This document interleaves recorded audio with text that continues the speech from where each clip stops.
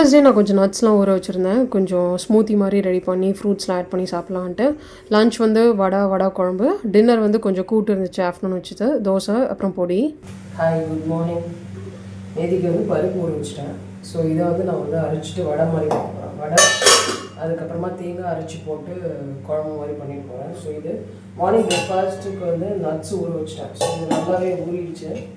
So இது grapes எல்லாமே இருக்குது. சியா சீட்ஸ் இதெல்லாம் நான் வந்து நேற்றுக்கு ஊற வச்சது. இதெல்லாம் போட்டு மார்னிங் பிரேக்ஃபாஸ்ட் ஒரு ஸ்மூத்தி மாதிரி பண்ணி கொடுப்பேன். ஸோ பிரேக்ஃபாஸ்ட் இங்கே ரெடியாக இருக்குது. ஸோ வேலையே இல்லை, அரைக்கிற வேலை மட்டும்தான். ரெட் பனானா சேர்த்துட்டேன். ஸோ இப்போது லன்ச் மட்டும் தான் பண்ணணும். லஞ்சுக்கு கொஞ்சம் சாம்பார் வெங்காயம் இது ரெண்டுத்தையும் உரிச்சு வச்சிடுறேன். நான் புளி சேர்க்க மாட்டேன். புளி சேர்க்காமல் வெறும் தக்காளி அந்த மாதிரி அரைச்சிட்டு குழம்பு வச்சுருவேன். சவுச்சோ வச்சு கூட்டு வடை ரெண்டுமே ஒரே பருப்பு தான். கடலைப்பருப்பு வச்சு கூட்டு, கடலைப்பருப்பு வச்சு வடை மாதிரி பண்ணிவிட்டு குழம்புக்கு போகிறேன். சவுச்சோ அப்படியே பொரியல் பண்ணுறதோட கூட்டு மாதிரி பண்ணி சாப்பிட்டா நல்லாயிருக்கும். அதனால அது கொஞ்சம் அப்படியே கிரேவி மாதிரி வச்சா ஈவினிங் கூட யூஸ் ஆகும். ஏதாச்சும் தோசை சப்பாத்திக்கு தொட்டுக்கலாம். ஸோ அதான் கிரேவி மாதிரி வைக்கிறேன். இது நட் ஸ்மூத்தி வந்து நான் நிறைய வாட்டி பண்ணியிருக்கேன். ஸோ இந்த நட் ஸ்மூத்தி வந்து செம்ம டேஸ்ட்டாக இருக்கும். அதனாலேயே வந்து வீட்டில் வந்து என் பொண்ணு டெய்லியும் செய்வாள். டெய்லியும் காலையில் பிரேக்ஃபாஸ்ட்டாக கொஞ்சோண்டு கடலைப்பருப்பு ஊற வைக்கலாம். கொஞ்சம் போதும்,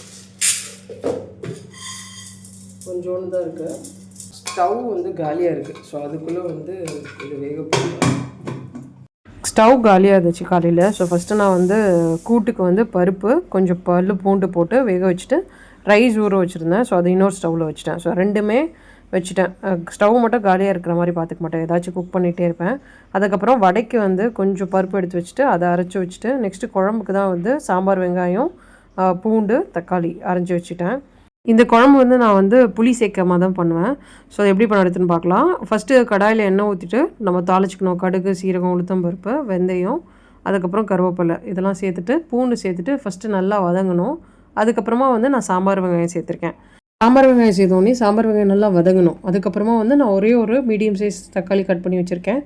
தக்காளி சேர்த்துட்டு மூடி போட்டு குக் பண்ண ஆரம்பிச்சிட்டேன். ஸோ நல்லா வந்து தக்காளி அப்போ தான் மசியும். வெங்காயம், தக்காளி, அதுக்கப்புறமா இந்த சவுச்சோ எல்லாத்தையும் வந்து ஒன்றா வந்து குக்கரில் போட்டு வேக போட்டுருவேன். ஸோ 1 pot குருமா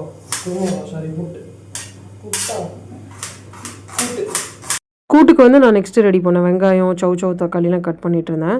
ஸோ அந்த தக்காளி குக் ஆகணும். ஸோ அதுக்குள்ளே சைடில் இந்த வேலை பார்த்துட்டு இருந்தேன். தக்காளி நல்லா மசிஞ்சதுக்கப்புறமா இதில் வந்து நான் மசாலா தான் ஆட் பண்ணேன். மசாலா வந்து கொஞ்சோண்டு மஞ்சத்தூள், அதுக்கப்புறம் குழம்புத்தூள் மிக்ஸ் பண்ணிவிட்டு தேவையான அளவு தண்ணி, அதுக்கப்புறமா வந்து உப்பு போட்டு மூடி போட்டு குக் பண்ணணும். அவ்வளோதான்.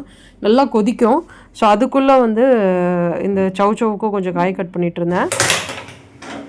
தேங்காய் இருக்குது, இதை அரைச்சி ஊற்ற போகிறேன். இது போட்டுது பருப்பும் போடணும்.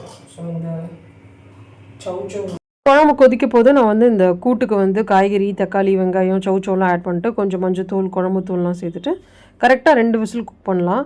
ஒரு விசில் குக் பண்ண போது அந்த காய்கறியோட ராஸ்மெல் உங்களுக்கு வரும். உங்களுக்கு நல்லா குக் ஆச்சுன்னா உங்களுக்கு வந்து அந்த ராஸ்மெல் வராது.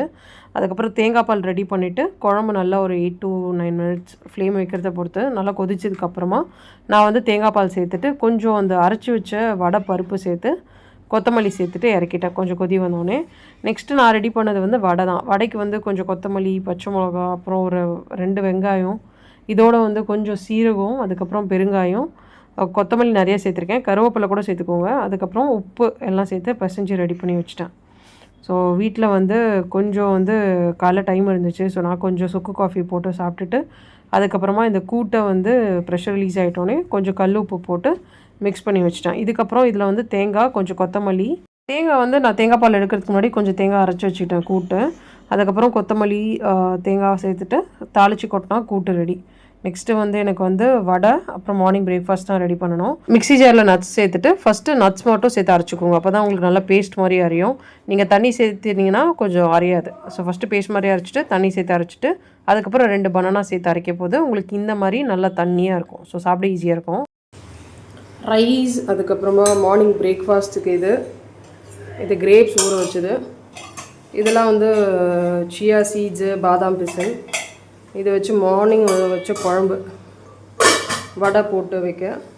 இதில் வந்து பொமோகிரானேட் இருக்குது. ஸோ இப்போது வடை போட போகிறேன். வடை போட்டுட்டு குழந்தை காலையில் பிரேக்ஃபாஸ்ட் வந்து ரெடி பண்ணி வச்சேன். ஏன்னா அவள் வந்து சாப்பிட கரெக்டாக இருக்கும். ஸோ இந்த நட்ஸு வந்து நம்ம இப்போ அரைச்சி வச்சதை ஒரு கிண்ணத்தில் போட்டுட்டு இதில் வந்து கொஞ்சம் நான் டேட்ஸ், அதுக்கப்புறமா வந்து சியா சீட் சேர்த்தேன். அதுக்கப்புறம் இது வந்து பாதாம் பிசின், வாழைப்பழம், ஃபைனலாக ஹனி. ரொம்ப டேஸ்ட்டாக இருக்கும். இது கண்டிப்பாக ட்ரை பண்ணி பாருங்கள். கண்டிப்பாக இந்த ஒரு குழந்தைங்களுக்கு ரொம்ப பிடிச்ச பிரேக்ஃபாஸ்ட், ஹெல்த்தியும் கூட. அதுக்கப்புறம் லன்ச் வந்து நான் வந்து கொஞ்சம் வடை குழம்பும் அதுக்கப்புறமா வடை மட்டும் தனியாக கொடுத்துட்டேன். ஸ்நாக்ஸ்க்கு வந்து கொஞ்சம் பொட்டுக்கடலை. ஸ்கூல்லேருந்து வந்தோடனே சாப்பிடுவாங்க. ஸோ அதனால் வந்து நான் ரொம்ப லன்ச்லாம் நிறையலாம் கட்டி வைக்க மாட்டேன். நைட்டுக்கு வந்து தோசை ஊற்றுறதுக்கு மாவும் கரைச்சி வச்சுட்டேன். ஏன்னா அடுத்தடுத்து ரெடியானால் தான் நைட்டு கொஞ்சம் ஃப்ரீயாக இருக்க முடியும். மாவுலாம் ரெடி பண்ணி வச்சுட்டு என்னோடய பிரேக்ஃபாஸ்ட் டைம் அப்போது பிரேக்ஃபாஸ்ட் சாப்பிட்டேன். அதுக்கப்புறம் லன்ச் முடிச்சுட்டு கொஞ்சோண்டு மாம்பழம், அதுக்கப்புறம் பொமோகிரானேட் இதை சாப்பிட்டு முடிச்சுட்டு டின்னர் வந்து சிம்பிள் தான். காலையில் வச்ச கூட்டு நான் எக்ஸ்ட்ராவே வச்சுருந்தேன். ஏன்னா காலையில் வச்ச குழம்பு தான் சாப்பிட்டோம். கூட்டு அப்படியே தான் இருந்துச்சு. ஸோ கூட்டு, கருவேப்பிலை பொடி, அதில் வந்து கொஞ்சம் நல்லெண்ணெய் ஊற்றிருந்தேன். ஸோ டின்னர் கூட்டு, மில்லட் தோசை, அதுக்கப்புறம் பொடி. நெக்ஸ்ட் டேக்கும் வந்து ப்ரிப்பேர் பண்ணோம். கொஞ்சம் பொமோகிரானேட் ஜூஸ் குடிச்சிட்டு இட்லிக்கு மாவு ஊற வச்சேன். இந்த மாதிரி கொஞ்சம் பட்டாணி நெக்ஸ்ட் டேக்கு பிரேக்ஃபாஸ்ட் ஊற வச்சேன்.